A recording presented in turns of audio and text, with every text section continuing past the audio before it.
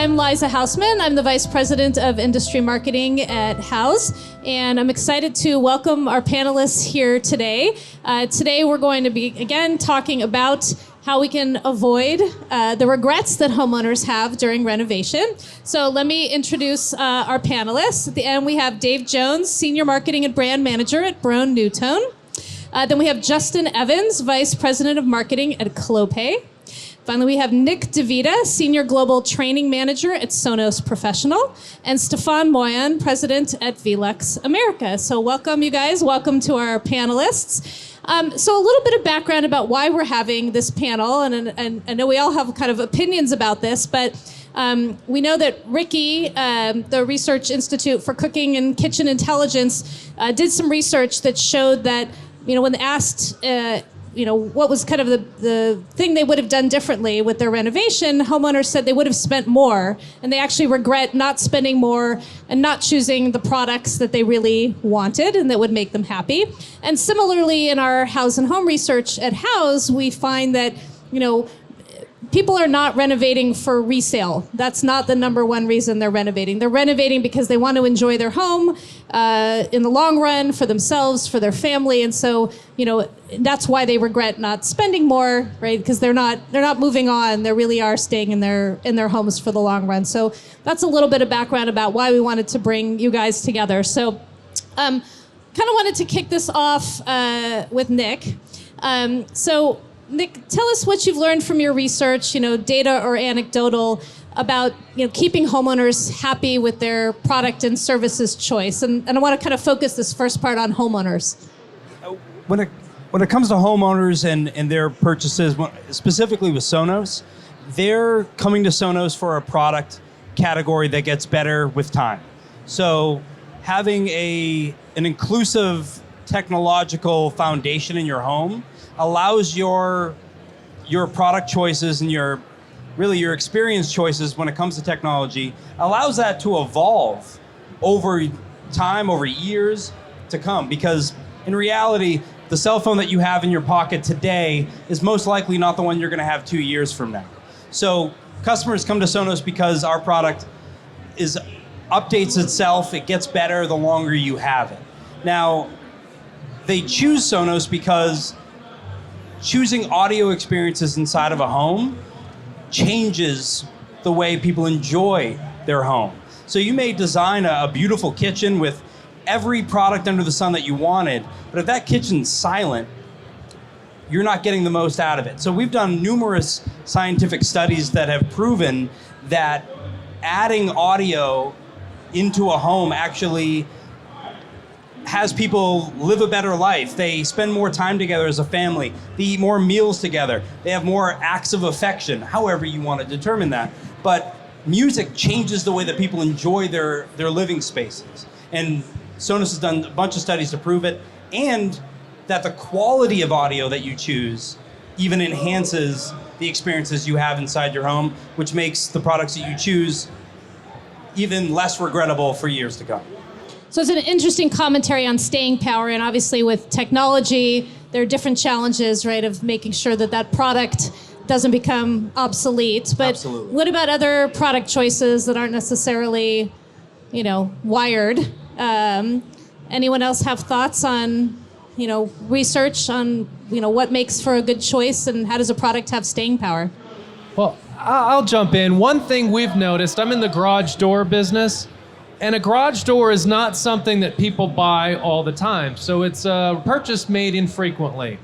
So in terms of choice, in terms of the way people view that, they're not gonna know all the details about a garage door. It's not something that they have currently looked for very often.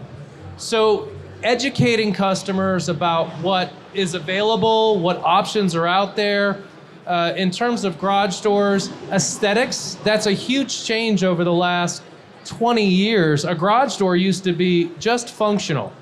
Now it's fashionable. We took a garage door and made it from something that you wanted to hide in a home to an accent that you want to show off. So educating customers that is something that can change the overall look of a home, that's key. I mean, a garage door could be 30 to 40% of your home's front facade. and you can have an install in 2 or 3 hours change the complete look of your home. So understanding that customers don't realize that. It's in addition to the aesthetics, energy efficiency is huge right now. High R value in a garage door makes a difference. The reason it makes a difference is an insulated garage door is quiet. Sound matters, as you mentioned. If you have living space above your garage, you don't want a lot of noise. You want that solid quiet. In addition to the sound, insulation provides better living inside that garage, not just for you, but for your appliances, for your plumbing. You don't want pipes freezing. So thinking about variables that you might not have known existed in that product category, ours it's garage doors, learning about that helps customers make a better choice. Makes sense. Dave, what have you learned about your products and what homeowners really want? Yeah, I think I probably say a lot like garage doors. Our products are not thought about. In fact, we're the ones that are turned off for noise, right? 8% of homeowners use their range hood regularly. 8%, right? That's a very small number of people for an issue in a home, pollution in a home, that's rampant. That's everyone. Everyone has it, but only 8% are dealing with it. So for us, what we're seeing with our customers is that when they buy a inexpensive range hood, we make value range hoods all the way up to very expensive, high-end, luxury home range hoods. If you buy a hood that's really loud, you're not going to use it, and your quality of life, right? Talking about music and sound goes down. If I can't hear the music in my home, then I'm not going to turn on my range hood, and that's an issue for people's health and wellness. So they're not thinking about what's good for them. They're thinking about how much it's going to cost upfront, and not thinking about the longer-term issues, longer-term potential health issues that they have in their home. So the regret factor can be massive if your kids have asthma. And right, there was just we'll call it, an issue in the news, a topic of the news about banning gas ranges, right? I don't care. You want to light a campfire in your kitchen, like go to town, like Brown Newton is all for it. Just put a really, really big range hood in your home, right? Problem solved, right? So for us, it's really about that wellness and thinking about how you use your home, what you want to do in the longevity, right? You want to spend a lot of time in that. We don't want to worry about health issues later on. So don't be stingy up front, because you will 100% regret it when you have doctor bills piling up because your kids have asthma.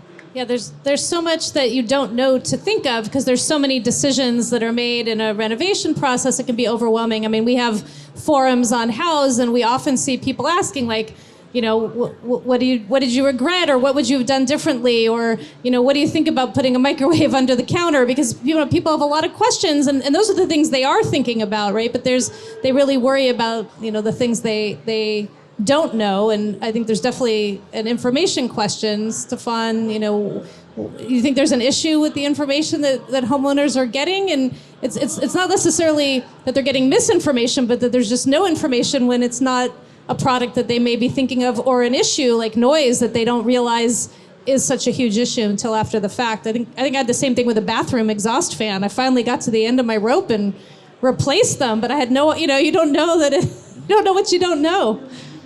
Well, just like Justin mentioned, that garage doors are not a product that you use or would buy. You use it every day, but you wouldn't buy one every year or even other year. Well, Skylights are in the same category. We're a product that people will buy maybe 2 times or 3 times in a lifetime. So the challenge for us in ensuring that people don't regret not having put in a skylight is to help them understand the visual impact that a skylight can make into a space. I believe it's one of the most transformational remodeling projects that one can undertake under $10,000. How else are you going to transform a space than to bring in daylight from above? Dave mentioned the gas ranges and your belief in ventilation, and trust me, I believe in ventilation as well. One of the biggest regrets that our consumers have is putting in a fixed skylight instead of putting in a skylight that opens, a venting fresh air skylight that can be controlled with a remote from the ground, and getting that ventilation going. You crack a window, you open your skylight, and you've got a chimney effect, and you can ventilate your space, reduce indoor pollutants, and just have a great experience, and for not a whole lot more money than putting in when it comes to skylights, the cost is not in the product itself, it's in the installation. So whether you put in a fixed or a venting product, there's not a lot of cost difference there. So may as well splurge and do the right thing the first time. So, obviously when homeowners hire a general contractor or a builder or designer to work on their home, they're looking for recommendations. Again, these are things that aren't much thought of. Do you see that the professionals in your network or that you work with are aware of these issues and talking about them? Do you think this is sort of kind of hidden and there's so many decisions they just don't get to it? And what do you think could be a solution for closing that information gap for homeowners? What's out there for pros to help educate their clients? Well, the installers are, and the designers and the builders, they're the trusted advocates that the homeowners are turning to learn what's right. They may be an expert in whatever field they're in, but they want to turn to the installer and the designer to help them choose the right solution. So at least from a Sonos perspective, we invest a lot of time and effort into educating our install base to understand not just the product offerings, but what experience comes with those product offerings, and being able to identify potential opportunities, without saying like potential issues, but potential opportunities inside of a home that a customer may not be thinking about. And from a sound perspective, the audio might be the last thing that they think about, where they're really focused on what the floors look like and the walls and the trim, but they're not thinking about the audio. But they're also not thinking about a lot of what goes on inside of their walls. But they're gonna rely on a plumber to tell them where pipes and hoses need to go. We need integrators that are considerate and educated on how they can take experiences inside of the home to the next level on all fronts. I want to jump in on this one. Rowan Newton sits in an interesting space because code drives 99% of our business, right? The building code says you need an 80 CFM fan in the bathroom. That's what's going to go in, right? The contractor, especially if you're doing residential new construction, if we're not talking remodeling, it's been specified by a specifier or by a buying manager at a big builder. Insert top 25 builder, top 100 builder here, and end of story, right? Done. That's it. So if my sales team hasn't gotten out in front of the buyer, it's not going in. We're not going to have a good bath fan or an upgraded experience, the no regret experience. It's a little different on the renovation side because that's where the contractor can have more of an influence. Still got to meet code. They're still going to do the bare minimum to meet code because most people don't think, yes, I want an amazing bath fan experience or range hood experience. This is not something that people think about. Or a fresh air experience in general, right? Thinking about skylights and fresh air systems and how they can work together. They're not thinking about that. So our goal in 2023 and going forward is to educate the contractor. We just started a podcast. We're doing newsletters. So we're really trying to get in front of the contractor. And it's not that they don't know what's available. They don't know how to talk about it. They don't know how to sell it back to the customer. I can think the same thing about all of your products, right? If they don't know how to speak about it, they're going to sell what they know, which is probably going to be, yeah, I install these all the time and whatever code requires it and I'm done, right? I'm out the door. So I think for us, a big push has got to be to educate the contractor on how to speak to the homeowner and convince them they want something better, to not have that call back, to not have to have them come out again. And so it's an interesting point because I'm sure, right, contractors, again, they have to put a lot of different products in. They probably have a standard list of things they've put in before. They know it works. It's just the automatic thing that they choose, and they don't even bother to have a conversation with the homeowner. So how do you motivate? Like, what's the motivation for that contractor to, sell the homeowner on something different? And how do you deal with that? Well, it goes back to what you were saying. One of the symptoms that we see is when homeowners are focused on price. They're just talking about the price, and the reason is they don't understand the product. And you talk about how these professionals, what can they bring to the table? They can educate on the options that are available.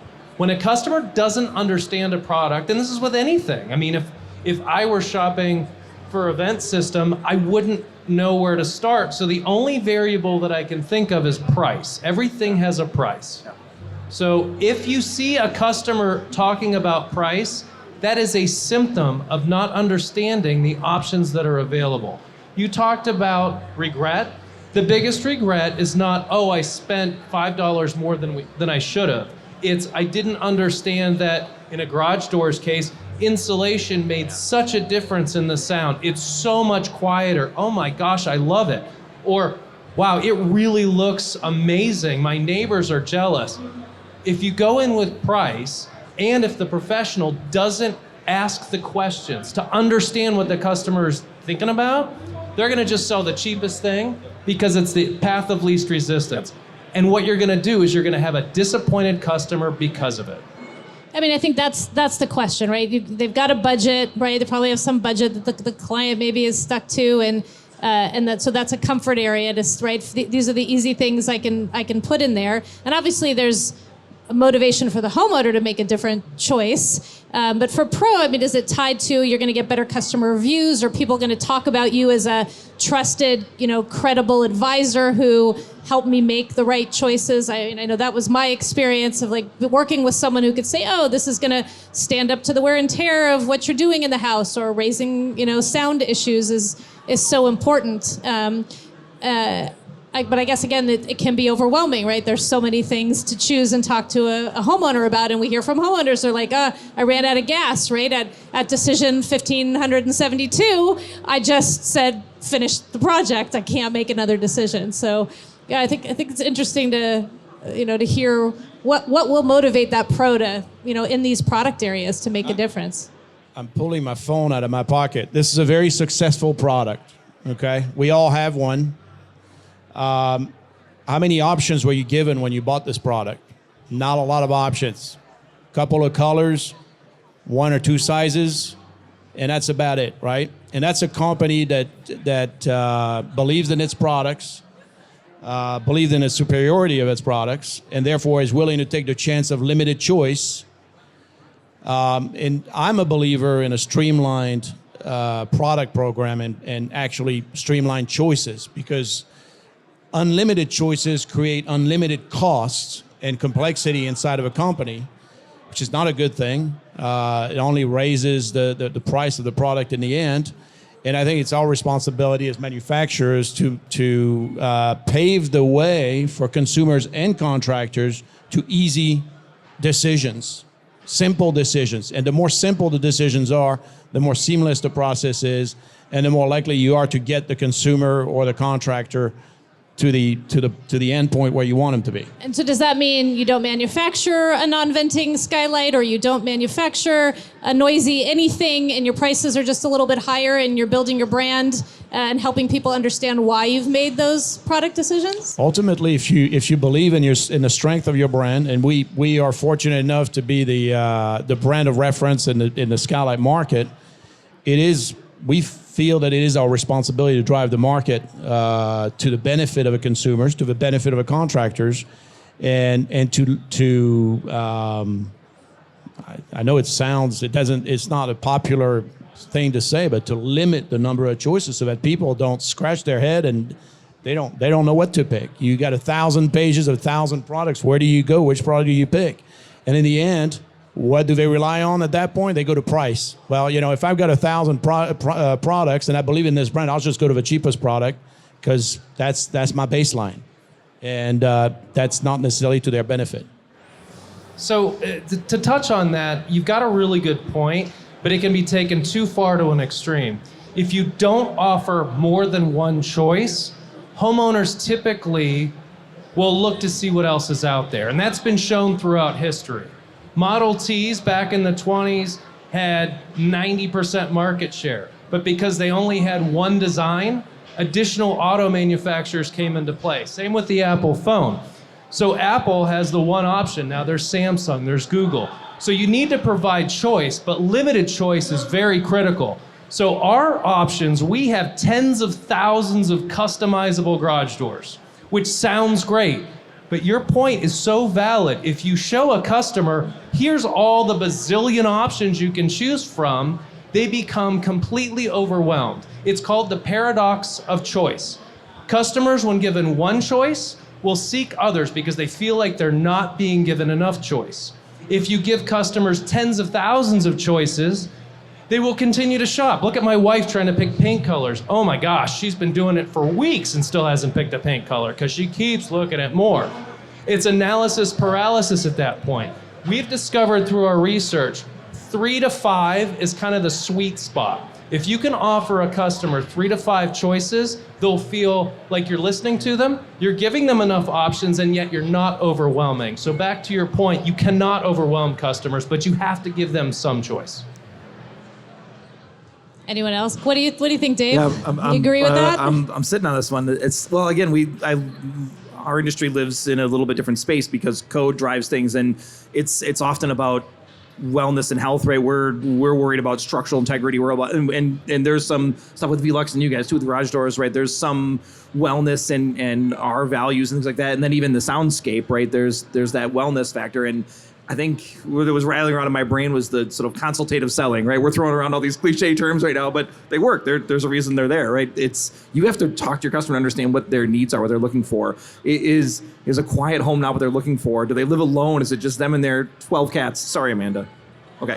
Like you got to think about how people are living in their homes and what their mental health and wellness is and their physical wellness. And so in our space, we've had to reduce our SKUs down because we did have too many choices, right? It's analysis paralysis. But at the same time, if you don't offer the right solution to them in the right time, then that's where the buyer's remorse comes in. That's where the regret comes in. Because you could have 10,000 options, but look, these are the 4 that I think work for you based on what your needs are. You have an insulated garage. You have a dark house and you need more light in this space, and we can't put a window in because it's a structural wall. Well, guess what? We can put a skylight in, right? There's options, right? We can put sound in a space where your kid's trying to sleep, and that's going to help them sleep better, and you're going to have better wellness, right? There are lots of options, but we have to listen to our customers, hear what they're actually saying, and then make that consultative decision. And to go off of that, at Sonos, we really try to focus on what experience the customer wants to have. Because one of the cool things about Sonos is if you're a 20-year-old with a single speaker in a 1-bedroom apartment, or you're LeBron James that has 100 speakers throughout their home, each of them are taking out their phone and opening the Sonos app and hitting play on music. Because the audio experience, they want to play their favorite content in the space they're in. So when I talk to dealers and talk to them about how they're speaking to their customers, I like to put things in a certain realistic scenario. It's 9 o'clock at night on a Saturday. You have some friends over. You want to make that experience better with sound. What do you want to have to do to make that experience come to life? And some of them go, well, I just want to press a button on the wall. Okay. Do you want a speaker on a shelf, or do you just want the sound to be in your room? Then they're choosing on the experience they want. And once they land on an experience, they'll most likely go with whatever product's going to provide them with that experience, because they didn't fall in love with the product, they fell in love with the experience. Doing bedtime songs for your kids at night, that's an experience. You don't want that to be work. You don't want that to be overwhelming. So if you focus on the experience, everything's just gonna come along with it. So it seems like it's a marketing opportunity or differentiation opportunity for, I think for contractors and pros when they're, talking to customers. Maybe they could be saying, I don't just put in the standard, a lot of folks will just put in the standard, but I know this will be noisy, or I know you want to relax, you want to have a relaxing experience in this space, or this is the experience you want to have. If I just put in the cheapest product, this is how that's going to go wrong. It doesn't mean that they have to talk to them necessarily about every single piece that goes in behind the walls or in front of the walls, but it does mean that they can say, I'm a little more expensive, or my bid's a little more expensive because my customers are happier with the end result for all of these reasons, and all of these products sort of come together to provide this experience, rather than I have to itemize, every single thing that's going to totally overwhelm them. I don't know. Especially if the end user goes to a neighbor's house, as you mentioned earlier, and they see an experience, whether it's a garage door or a skylight or a range hood or audio, and they go, I should have done that. Why didn't I do that? Like, you can tell your customer, hey, I don't want you in that position. If you go with this, you're going to be happy. You're going to take pride in the home that you designed. I mean, you touch on what I call marketing 101. You're not selling the product. You're selling what the product makes the person feel. That experience. Absolutely. So I guess, where do you see things go wrong? Are there, pros are busy, there's not enough access to education material? How do we solve this problem? All the above.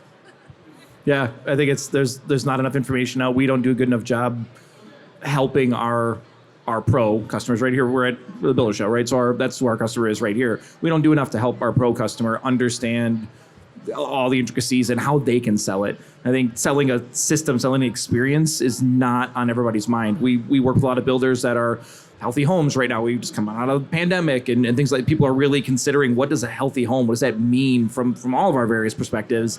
And builders are selling that as a package, as an experience in the home, right? It's not an individual product. So for us, to sort of where the future is going is like I said earlier, we need to educate them and bring them along with us and help them understand it so they can help the homeowner understand it. I think that at the end of the day, like that's where we've got to go. And where it goes wrong is when they say, here's just the standard, here's what's code, see you guys later. I mean, one of the keys is getting the right answers out of a customer. I mean, you talk about listening, but we have on our website a door imagination system.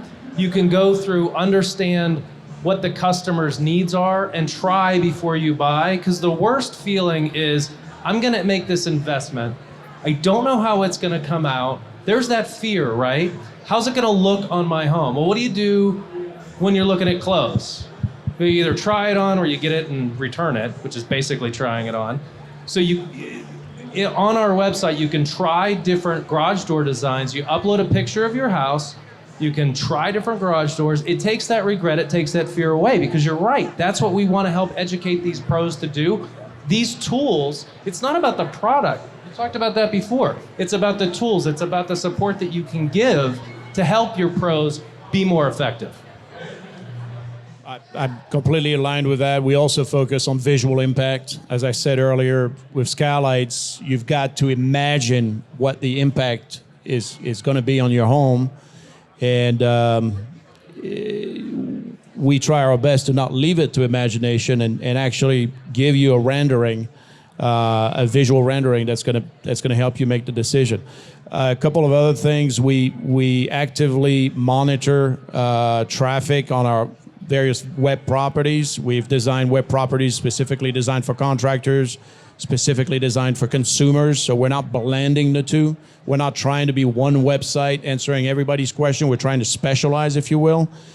And we also have launched what we call our Trusted Advisor Team. They proactively reach out to consumers that are coming to the consumer websites. And modern technology is that you can actually see where people are spending their time on the consumer websites.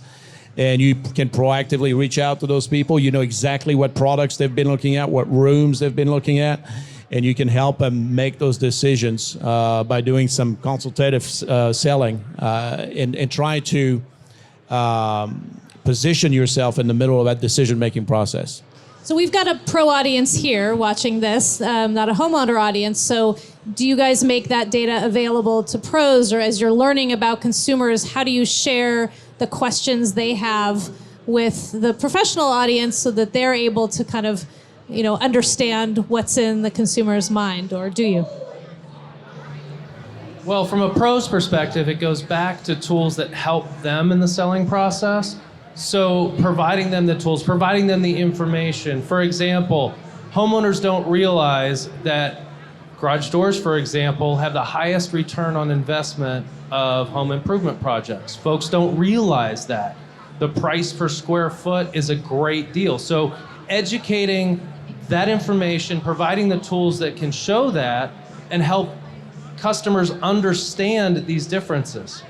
I mean, that's our job as marketers, is to make it easy by understanding customers' needs. Yeah, and it sounds like, I think for very experienced pros and feedback over time, they probably adjust the products they recommend based on the feedback they get from past customers. So it's probably an interesting challenge for newer businesses, right, with less experience to figure out how do you put together that affordable or the right portfolio of products. With the active experience, like listening to music, it's a little easier to have the conversation when you're like, do you want it quiet? If you're talking about a vent hood or some other, where the experience is not having anything there, it's a little bit more challenging, probably.